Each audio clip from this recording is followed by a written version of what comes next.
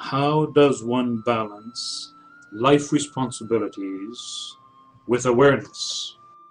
Reason for that question is that this person has reached a point of understanding that our awareness, our consciousness, the use of our attention is a key, a cornerstone to connection with that which is higher, greater than we are, with the presence of the divine, with our deeper self, with a place of peace despite outer circumstances. Nevertheless, anyone who attempts this learns very quickly and painfully that that kind of focused consciousness is almost impossible to sustain. As we all know, if we have any self-awareness at all, we are constantly distracted, constantly hypnotized by this and that event, constantly reacting. One of the great teachers of these matters, George Gurdjieff, calls us stimulus-response mechanisms. We are constantly in a mode of reacting and therefore not masters of ourselves or of our lives. This is spoken of in ancient texts like the double-minded person and the letter of James and those kinds of metaphors and expressions that remind us how inconsistent and unstable we, the human condition, find ourselves in. So the question, how do we maintain awareness? How do we balance life responsibilities with awareness? I think in some ways that is an odd question, because in fact that is very much the essence of life responsibility. The factor of awareness is what enables true responsibility, conscious, intentional understanding of our purpose, our role. In the teachings of the fourth way, this is called good householder, reaching a basic level of being able to handle the basic responsibilities of life, which take some degree of will and effort and intention.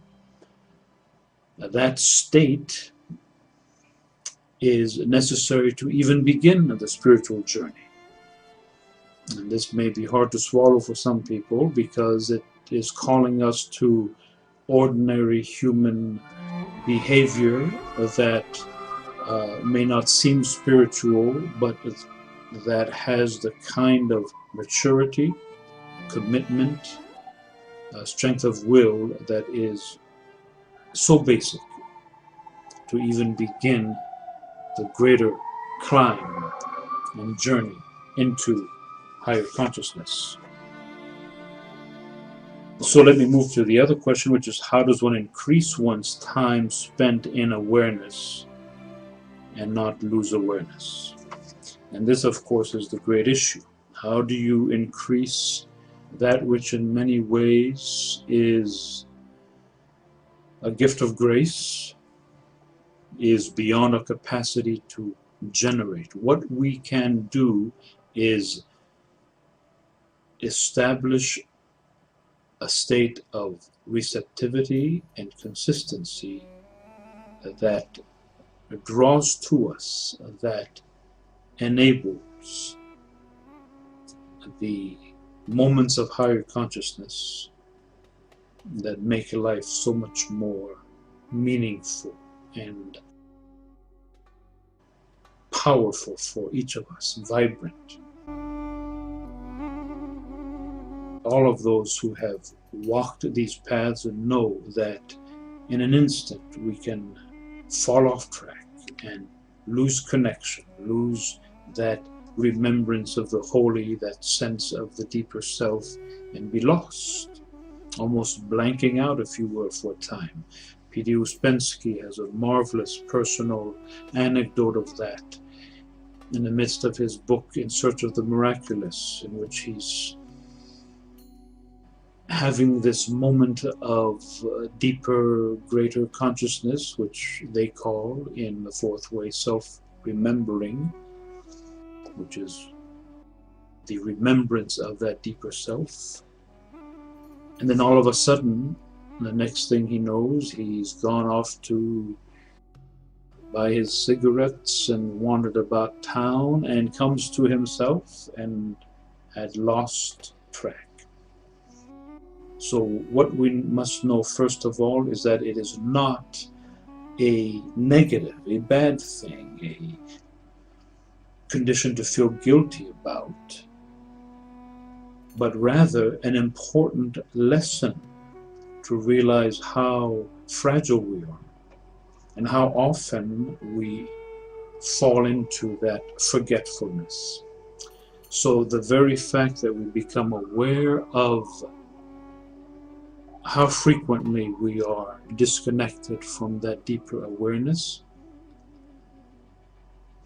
becomes building blocks for establishing that potential for living in a state of heightened awareness and consciousness.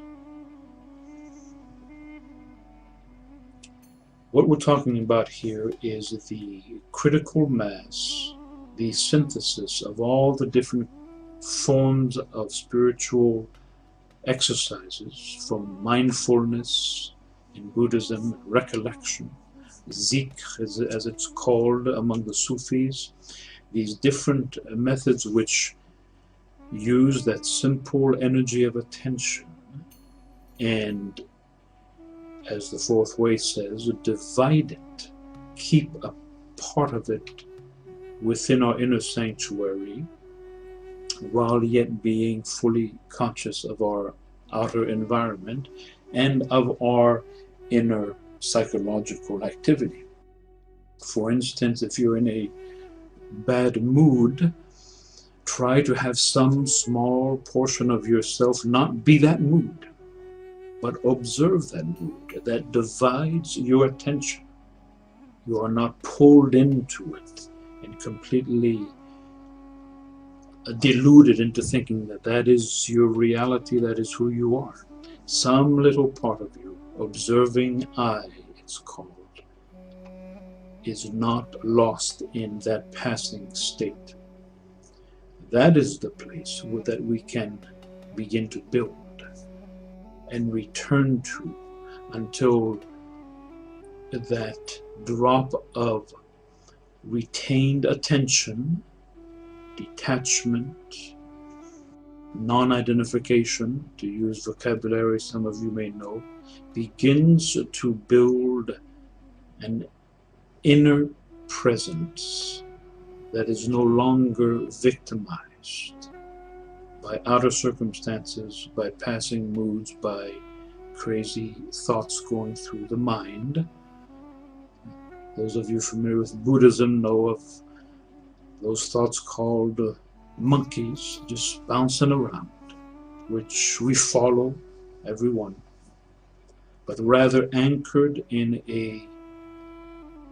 an inner stillness, which the ancients of early Christianity called Hezekiah.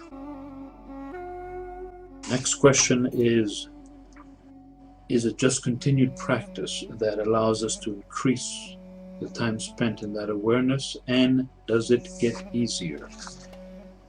It becomes easier in the sense that we value the taste of that freedom, that peace, that we recognize the toxicity of negativity, of being caught in the madness of our everyday life, like everyone else, and more hunger, yearn, need that more refined energy, that expanded inner space that makes us the people we were called to be, that surfaces the true self, that connects us to that essence of ourselves that we might remember from childhood, where so much more peace and wonder exists. Authentic living, instead of just being the results of wounds and imitation and illusions and personality and ignorance and all the other dynamics that create the false self. So this discernment, this taste of energy, is critical to enabling us to more and more seek out and desire those qualities of being, of consciousness, that make life entirely different. In that sense, it becomes easier. The masters speak of that effortless effort because it isn't straining, it isn't fighting, it is, as Carlfried Graf Durkheim says, open the door and let yourself be found, letting go of so much. Because when we enter into those expanded states of consciousness, transcending the petty self, we begin to have help from above. There is help in this process. Spirit seeks us more than we seek it. And as we hunger more for it, as we recognize its truth, its goodness, we receive opportunities, synchronicities, encounters, books, insights, experiences that help us to find the courage, the willpower, the surrender to continue on the path. May you be one of those who tastes and discovers how good it is to enter into that higher potential of ourselves, made out of that matter of attention that we squander, not realizing that it is our link to the holy.